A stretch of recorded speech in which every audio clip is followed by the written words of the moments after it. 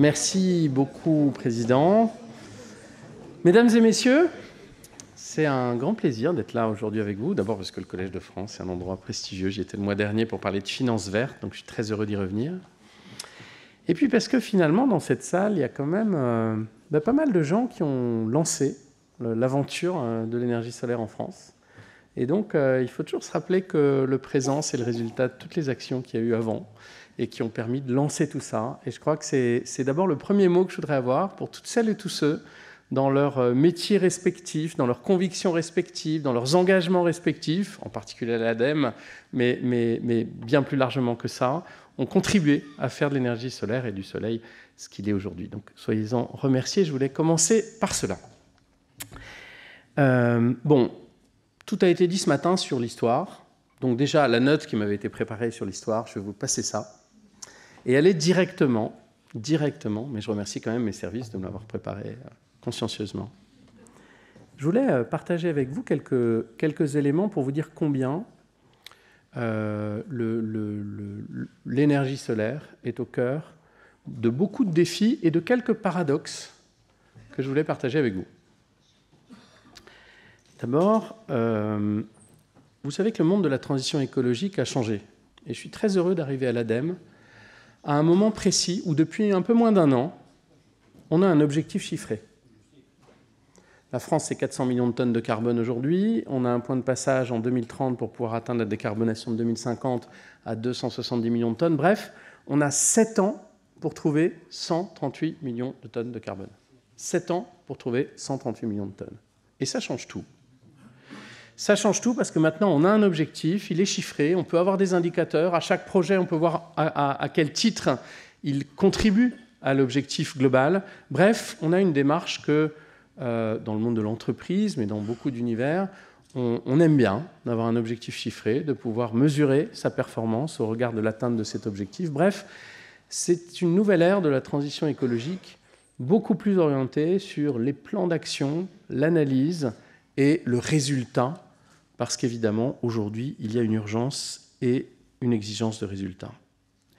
Il se trouve que l'énergie solaire a plus que jamais toute sa place dans ces 138 millions de tonnes à aller trouver. D'abord, bien sûr, parce que la biomasse et la photosynthèse sont évidemment des puits de captage de carbone naturel et gratuit, enfin en tout cas qu'il faut favoriser. Et ça, c'est quand même grâce au soleil. Ça pèse quand même 10 millions de tonnes sur les 138 millions. Ensuite, parce que le photovoltaïque est en très forte croissance. Sur la partie production électrique, ça va peser entre 5 et 10 en fonction de la rapidité et de l'essor des prochaines années. Mais aussi parce que le solaire thermique est en très forte croissance, notamment pour les besoins industriels.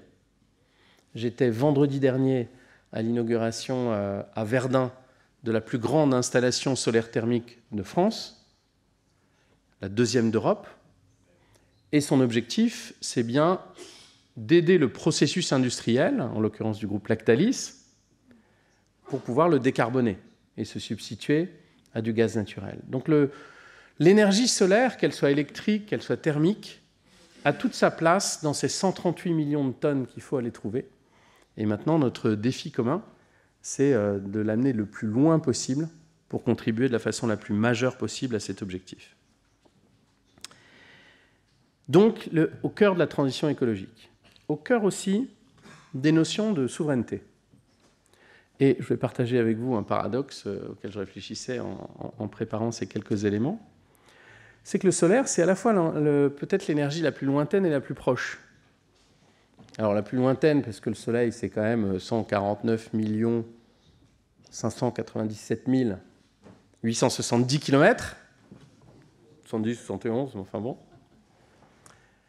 Mais en fait, il est étonnant de voir que c'est la plus proche, que c'est celle qui est accessible à tous, que les modèles d'autoconsommation aujourd'hui redistribuent complètement les modèles énergétiques, avec y compris des citoyens qui s'emparent du sujet, des logiques d'autoconsommation qui rapprochent la production de la consommation en circuit court.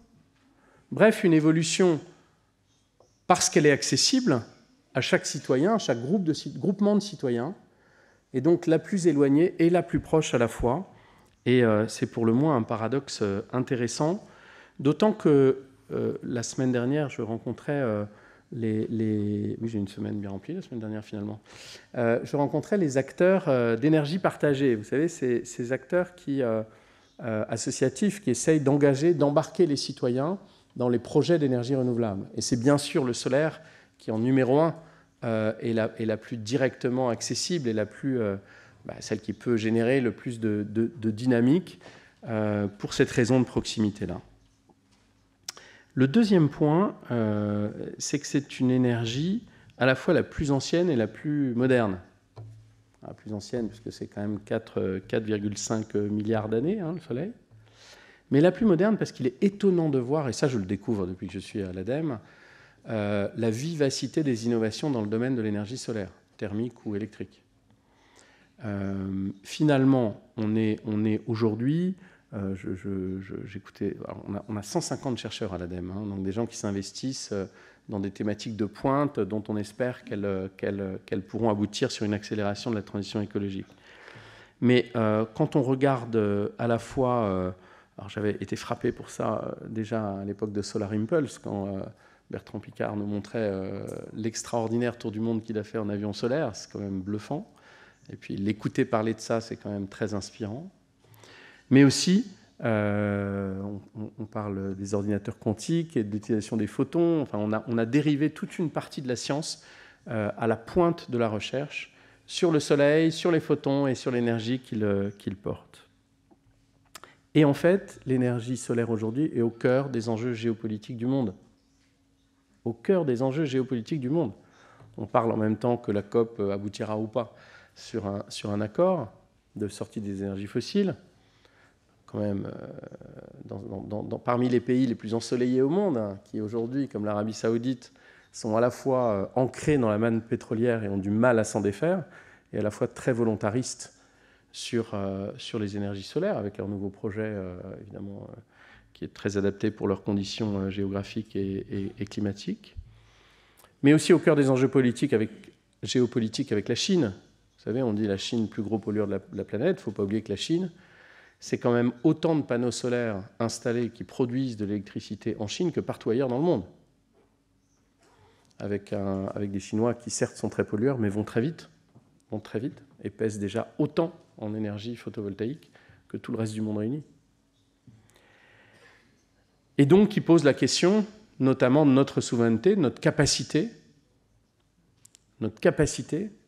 à saisir les enjeux d'une énergie comme l'énergie solaire, non pas tant uniquement sur la production de l'énergie elle-même, mais que sur toute la chaîne de valeur.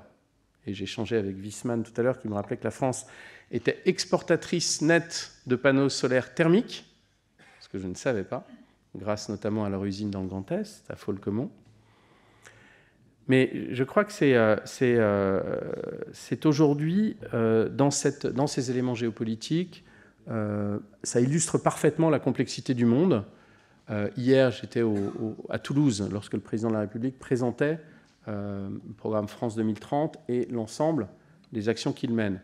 Les sujets du solaire est arrivé par l'angle de la souveraineté et notamment des minéraux et des minéraux rares, en fait, pour l'englober, l'ensemble des minéraux rares, sur lequel la France se lance dans une véritable cartographie pour essayer de saisir les opportunités qu'elle a, parce que le solaire aussi pose la question de notre dépendance pour la production des panneaux, notamment sur des chaînes de valeur amont. Donc, au cœur de tous les enjeux géopolitiques auxquels on est confronté. Voilà, alors je ne sais pas si je vais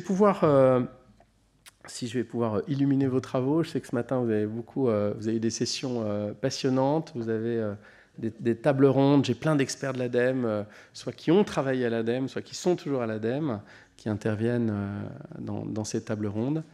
Mais je voudrais conclure en disant que comme tout bon potache, avant de venir ici et pour préparer mon discours, j'ai essayé ChatGPT pour voir ce qu'il me disait. Alors j'ai tapé Collège de France, j'ai mis le thème sur le soleil au service de l'humanité. Et la phrase la moins pire que j'ai trouvée, c'est quand même que le soleil éclaire nos journées et illumine notre avenir.